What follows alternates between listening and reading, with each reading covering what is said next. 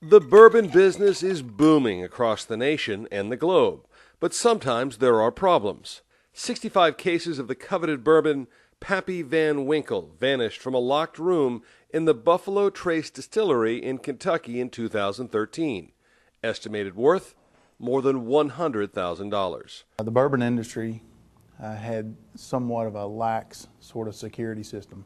Some of their procedures and protocols to prevent theft weren't really up to date for 2015. It's probably the hottest and most desirable bourbon, I'd say, on the market right now, if you can find it. Produced in limited quantities and aged for 23 years, Pappy Van Winkle is a rare find and expensive, so any loss is a big hit for the distiller.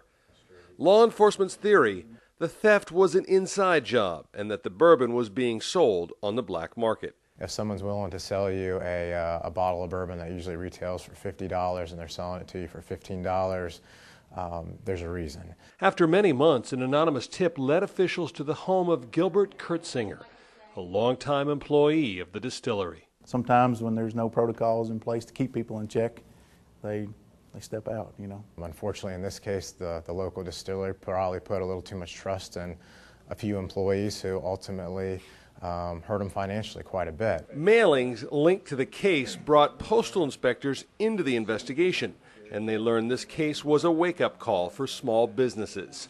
Security is important. You got to hire a good employee. You got to do a background check on that employee, and it helps to do routine background checks on your employees. In other words, there should always be a system of checks and balances in place. Have two people sign off on checks, just not one. You don't have one person working your books, have multiple people overseeing those books.